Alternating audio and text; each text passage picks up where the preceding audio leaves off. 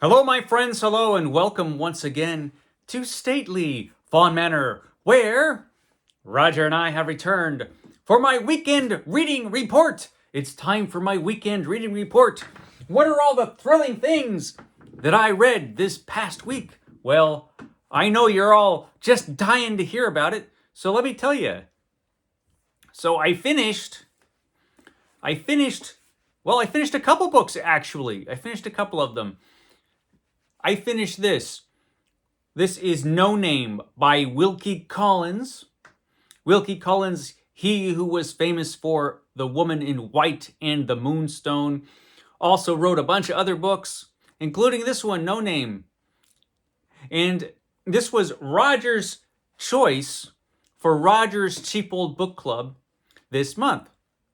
So we're closing out the first year of Roger's Cheap Old Book Club with this book, No Name, which I just finished, and it's okay. It's okay. There are some good things about this book.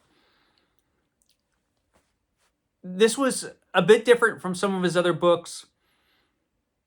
I think he was taking some risks actually writing this book, Wilkie Collins was.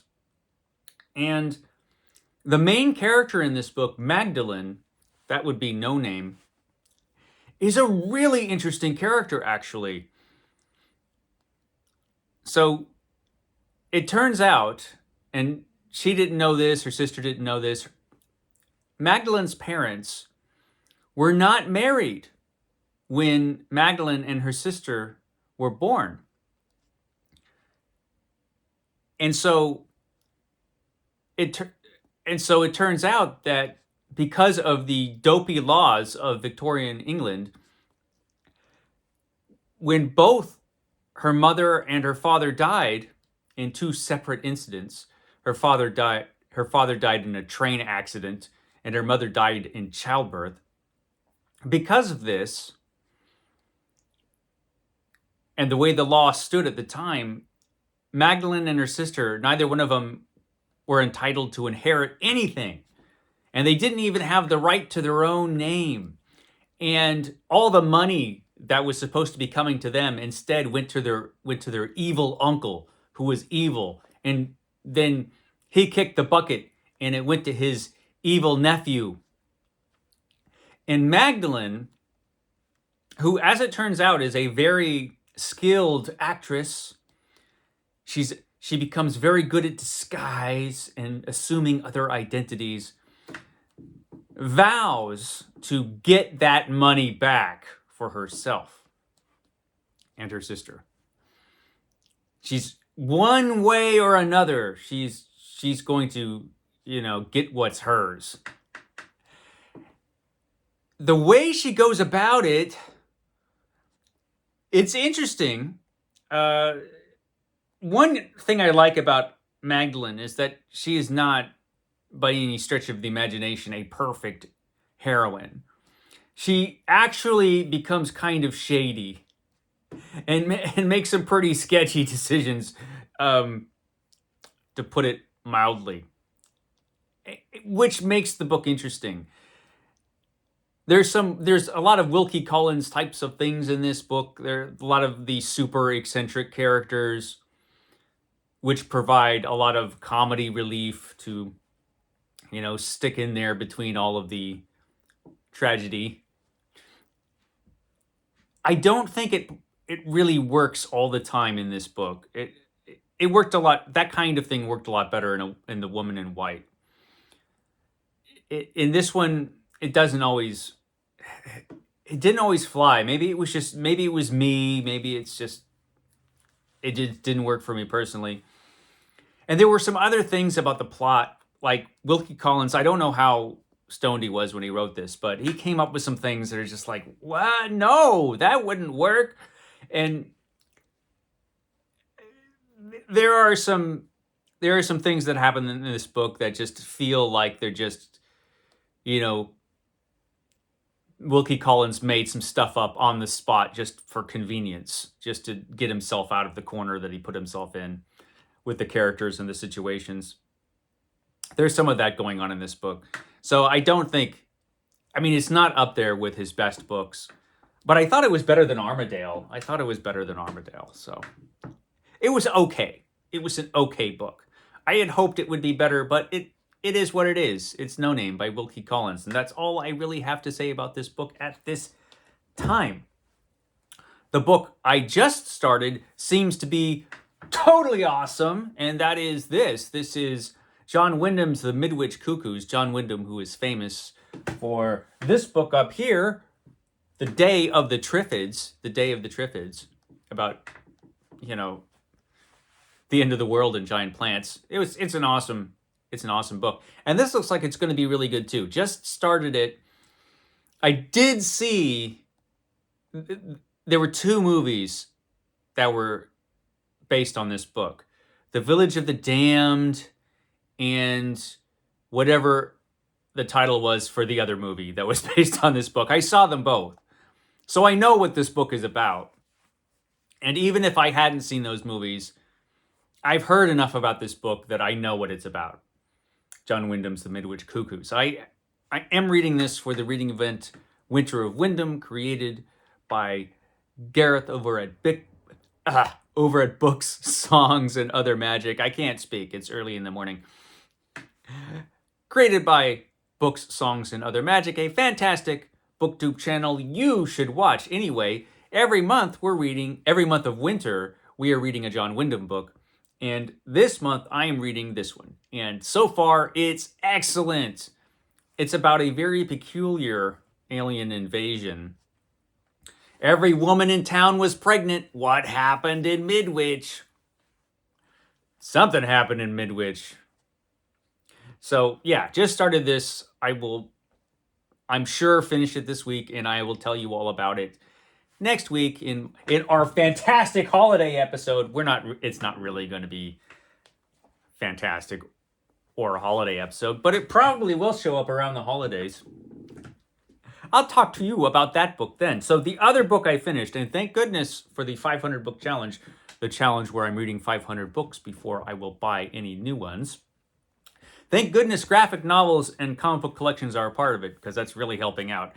Because I just finished The Fall of Asgard, which is the Thor Epic Collection Volume 5, has Thor stories from 1970 to 1971. I am reading the entire first run of Thor, which lasted from the early 60s into the mid-90s.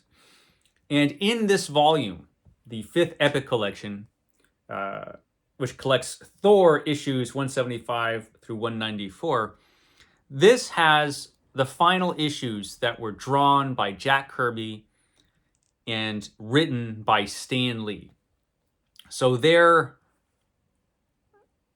work on Thor comes to a close in this epic collection. And wow, what a run it was. Just brilliant work by both Stan and Jack. Just some amazing comic books. And of course, they laid the groundwork for all of the Thor issues yet to come. Awesome stuff. Jack Kirby just does some amazing work in Thor. I think his run on Thor, I think that could be some of his best work, if it's not his best work. Fantastic Four might be his best work, but man, Thor comes close. There's just some great stuff in Thor. And Stan Lee, he's Stan Lee. He's awesome. There were some things about the run, though. And part of this is that I read 10 years worth of Thor in 2 months. And so it was easier to spot when Stan Lee was repeating himself plot-wise, which he did a lot.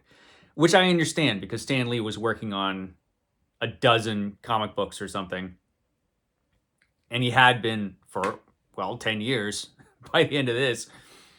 And so it doesn't surprise me that in Thor, there were a lot of plot points that would come up over and over again. Like this one, like whenever Odin had to go into the Odin sleep, Loki would take over Asgard, which he does twice in this one epic collection. And also there are a lot of inconsistencies that you'll notice if you read this, the entire run all at once. there are a lot of inconsistencies in storytelling and as far as what the rules were for Asgard and things like the Odin ring and when Thor turns into Donald Blake, you know, there are all these rules that are established and then broken and then just changed with no explanation. Probably because Stanley, when he was writing this, couldn't remember the rules that he made for this thing 4 years ago or whenever the last time he had used this plot point was. And so things would change. Like Thor's hammer seems to have different powers all the time. Whenever it's convenient for Thor to have a new power, his hammer can do anything you really need it to do. Because, he's a god and this is a hammer created by Odin. So why not? There's stuff like that, which you really notice when you read all of the issues in a row. But altogether, it was fantastic. And so now, for Thor, I am on the 6th Epic Collection, which has stories from 1972 to 1973. So I was actually alive when these stories were printed in comic books. I was just too young to read them. But this has Jerry Conway, and the art is by John Buscema, one of my favorite artists of all time. And boy, does he just do an amazing job. He's so good on Thor. I mean, it's just some fantastic stuff on Thor. So John Buscema, we get his run now, which is really cool. And one thing I've noticed right away since Conway took over is that the different things are happening now. Odin died. I mean, he's not going to stay dead, but Odin died. Mangog came back. The villain with the power of a billion creatures. And he came back because of course he did, and he was defeated, but in the process of defeating him, Odin died. And that was unexpected. I mean, he's not going to stay dead, but that was unexpected. And now we're getting Pluto, Lord of the Netherworld, shows up to take Odin's soul down to the underworld. See, all the mythological gods and characters from different myths, cycles, they all show up in the Marvel Universe. They all exist in the Marvel Universe. And look at this awesome scene of Pluto showing up on the scene and his boat full of goblins and his big bat there. I mean, that's just so awesome. Look how cool that is. And John Buscema is just so great on this comics. And so suddenly we have a bunch of new things happening with our characters. And it's great. This is just, it's fantastic. So it continues to be great. Thor continues to be great. I'll talk more about this when I finish up. So that's everything I read. I did get something in the mail from a viewer. Christopher, thank you for sending me these things. Christopher sent me this book, Ruritania. So this book is Anthony Hope's The Prisoner of Zenda. The Prisoner of Zenda.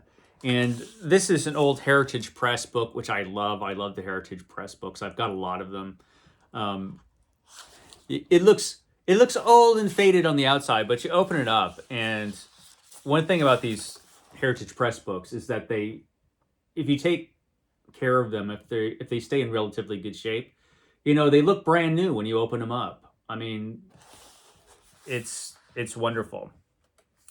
And has all these cool illustrations. And Prisoner of Zenda was actually the first book for Roger's Cheap Old Book Club.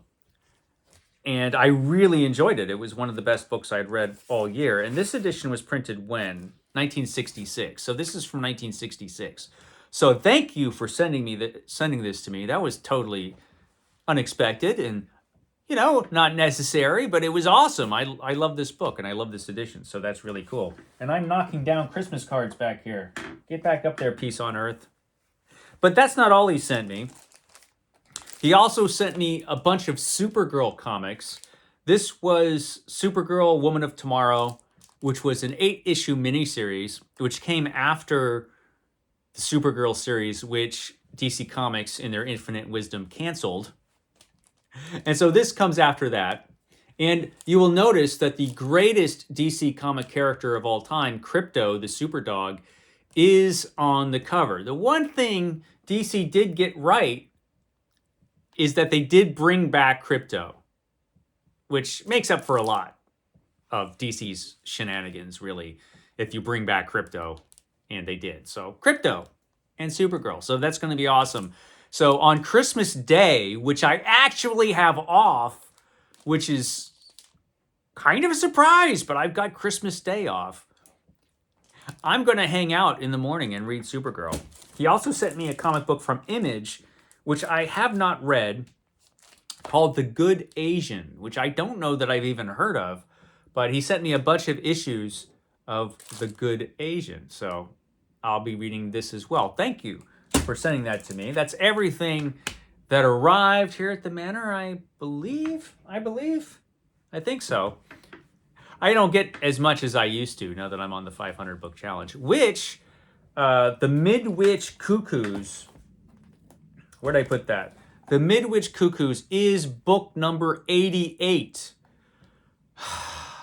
88. Boy, we're rolling right along. So I have to say, in 2024, I'm really going to try to pick up the speed as far as reading. Somehow, some way. I've got to do a better job than I did this year. We'll see. Because, you know, I'm at 88 and I need to read 500 books. So, almost there. Almost there.